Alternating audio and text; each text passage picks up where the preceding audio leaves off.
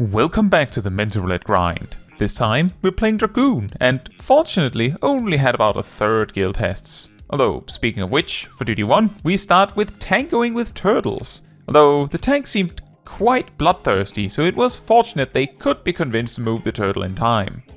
For Duty 2, we went to Mount Gulg. Did you know that Warrior can solo this dungeon synced, including doing all the full gigapulls? It is certainly not easy to do and requires kiting and takes a while, but it can be done.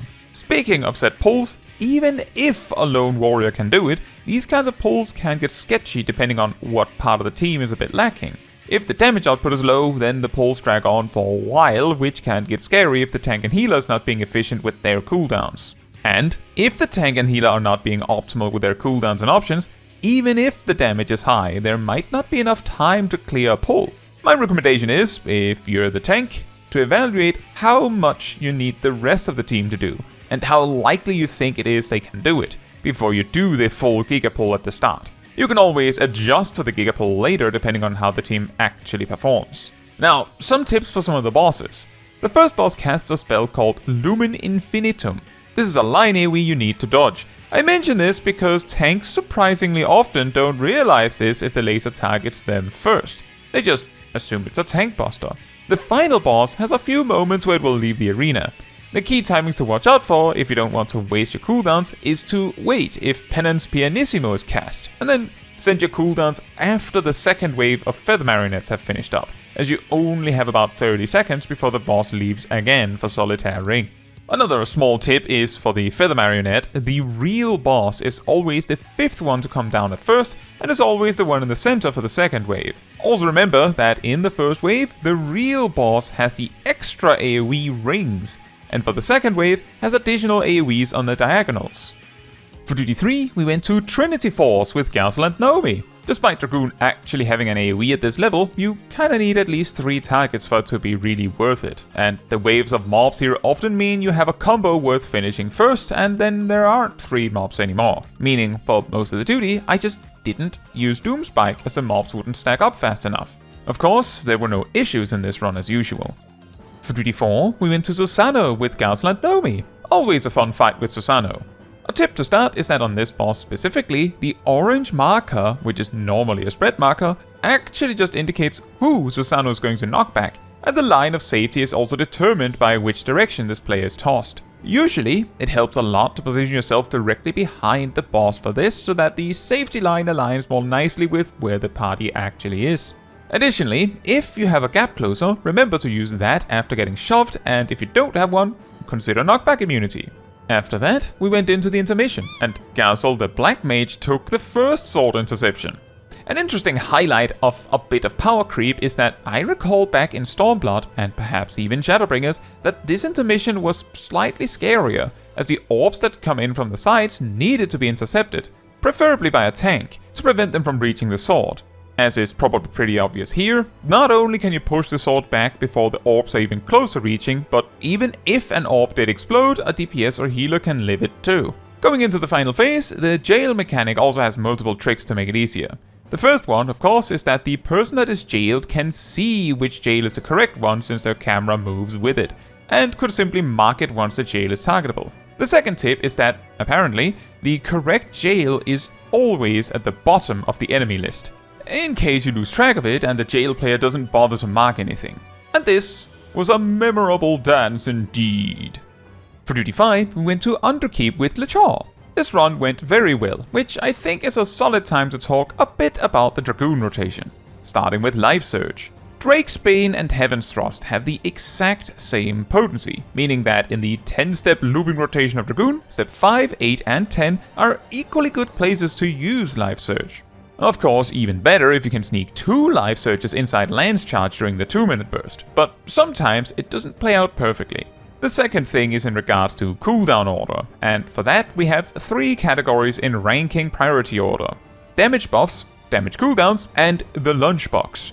Among the damage buffs, Geishkagul should always go last, since it itself is also a damage cooldown, but between Battle Litany and Lance Charge, the order isn't super important, but Lance Charge usually goes first, and Battle Litany second, partly due to common party alignments.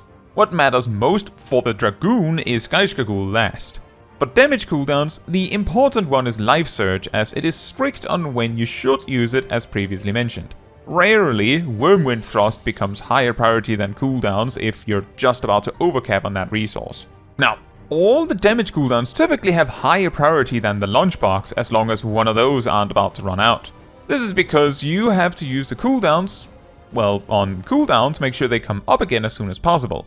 The Lunchbox are the various action-ready things that you unlock as you progress through the burst.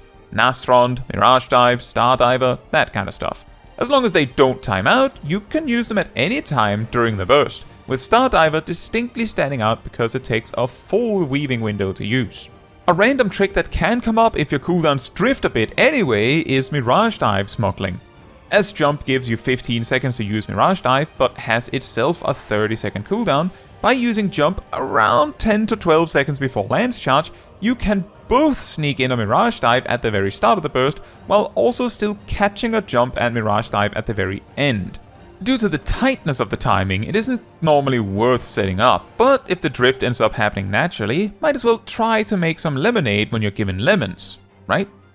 For duty 6, we went to Fist of the Sun, A5N, Ratfinx, Twinkledinks, with Lichar, Crusher and Rain. What really stands out about this fight is that a couple mechanics sort of require 2 players to participate to solve it for the party. The Tank Buster is a multi-punch that stuns the first tank and makes them die if they get punched by the follow-up, which is where the tank switch happens. Although there's nothing preventing you from switching in the middle of the multi-punches so neither tank gets stunned. The problem is if the mechanic comes up again, which, well, if things go wrong, this can absolutely happen. And if things go right, you won't need the minor damage gain of avoiding either tank getting stunned. So why bother, right? Next, 2 other mechanics require the Goblixer sample gauge to be above 0 to access the transformation gases. One person can of course both activate the gas and use the transformation, but it is often a lot easier if one person is activating them while another uses them. Whenever bombs drop in the arena, one person needs to turn into a gorilla and smack the bombs off into a corner while the party hides in the opposite corner. And when the boss becomes big and casts Boost, everyone has to turn into a bird to not get overwhelmed with Vuln stacks. There's also the detail that each time you transform you get a stacking debuff that makes you more vulnerable, so preferably you don't have the same person turn into a gorilla twice. In regards to all these management mechanics, for the most part, it was just me and one of our machinists that covered this, and aside from another machinist going down, this went very smoothly. For duty 7, we went to Shiva Hard, and this run went very much like an average Shiva Hard run, quick and easy, although our summoner went down to the Shiva circles shortly before the fight finished up. Also, remember, in this version, Shiva Sword means Tank Buster. For duty 8, we went to Tender Valley. As an optional dungeon of Dawntrail, I can already imagine at this point this dungeon may seem a bit obscure for some players. The good news is that the duty is pretty straightforward and mistakes are reasonably survivable. But let's talk about the first 2 bosses that I usually have skipped over when I get this duty. The first boss has a whole gimmick that is just misleading telegraphs. Cones that expand a moment before they land and things like that. These mechanics are simply solved by looking for the widest safe spots on the mechanics and standing somewhat central in them. The other mechanic that catches some players is the knockback with the cacti. The cacti with flowers on them explode a lot wider than the ones without, so you simply aim to get shoved to a corner without a flower cactus.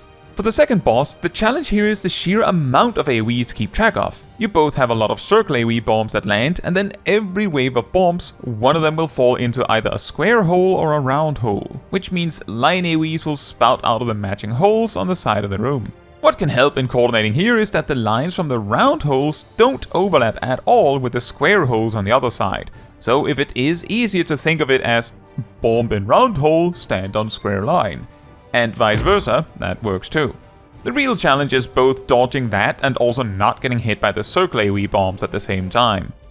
For duty 9, we went to Castrum Meridianum. A simple tip for AoE for Dragoon at this level is that when there are a lot of mobs, it is only actually worth it to set up your power surge with Disembowel if you have a few cooldowns to accompany it. Or if you can set it up while there are only a few targets to then spam Doomspike when there are more targets. Long story short, set up the buff when the tank starts pulling and then capitalize on it, and usually at this level range, the pull will be over before you would need to set up power surge again. On a different note, around this point in the stream itself, we were discussing how to build up the confidence to run content as a tank or healer. If you already overcame the fear of failure about stuff like this, a new player's fear might sound ridiculous. But I would say that what makes this the most scary is usually the fact that you don't have any experience to fall back on. What if you enter a duty as a tank and things go completely wrong, and the party gets angry and all that? Then your only experience as a tank is that you suck at it. And for many, the only way to overcome fear like that is to try anyway. Once you've done 10 dungeons as a tank, it is already much less scary as you have some real experience. By 100 dungeons, goofing up one duty is completely irrelevant, it's a drop in the bucket. This idea also applies to healing, and yes, even DPS. A lot of the time, the kind of player that would be worried about something like this is more likely to start as DPS to avoid the fear to begin with. But some players start with tank or healer, or at least get well acquainted enough with the roles that now they fear being bad at DPS instead. It is the exact same problem. Sometimes where this fear can stem from is also that if you have a lot of experience with, say, healing, then having to learn another role from the bottom can be scary. Either way, the advice is clear. You can only truly overcome it with practice. There can be ways to more softly get into it, and I have videos talking about both tank anxiety and healer anxiety as examples. Find them in the description. For Duty 10, we went to Friendly Clubs with Shaq. Time for the classic epic 1-2 rotations. For Duty 11, we went to Praetorium with Shaq, and this run went pretty normally for a Praetorium run. The only standout thing I feel is at the very start where Shaq put down a Doton, maybe a second early, I'm not sure, so the tank missed it, and at the exact moment the tank tried to fix it, Shaq tried to put down a new Doton for a really silly beginning to the duty. Oh well, we had a bit of a talk about how the whole MSQ roulette cutscene spam could be solved, quote unquote, with a rework to at least Praetorium. Let me know what you think of my idea. First, a solo duty which covers Praetorium up to and including the Nero fight, which then could be a lot more interesting and freshened up for 1v1. Then there is the Gaius cutscene, and then the Gaius fight itself could be a trial duty, which could be made more interesting too as a result. Then the first part of the Porta de Comana could be another solo duty that, since it is just this once, could also be freshened up even more. Leading into the second part being another trial, which then, as it is now, finishes with a solo duty with La Habrea. I guess the real problem here is in the back and forth between solo duty and trials, but the idea is to have solo duties to collect all of the cutscene stuff, so the trials can just be the fights. What do you think could be done? For Duty 12, we have Over the Gauntlet, for yet some more 1-2 combos. And finally for Duty 13, we went to Mistwake with Crusher. On the first boss, we actually came down to just 2 rocks remaining, so I guess it is worth mentioning that the random circle AoEs from the boss apparently will never hit certain rocks in the entire arena, which of course means if you hit the safe rocks yourself, you're just screwed if the fight goes on for too long. A random thing I also noticed from having run this same duty as Reaper just a week prior is that despite Hell's Egress and Elusive Jump being basically identical in movement, Elusive Jump feels way easier to use for me for some reason. I think part of it is also that Winged Glide gives somehow an easier quote-unquote return button. I'm not sure. On the Noodle Horse, while I didn't keep uptime super well during the dashes, I did find the way I dodged unnecessarily extra. And of course, the duty went overall super well. A nice set with a decent amount of variety in both levels and types of content, although it would have been nice with an extreme or something. And this time, we passed 18/25ths, that's roughly 72%, on the achievement. Now, that is all for this video. Thank you so much for watching. If you would like to support me and my channel more directly, you can become a member like these wonderful people here. You can also alternatively support me through Twitch or Ko-Fi, links in the description.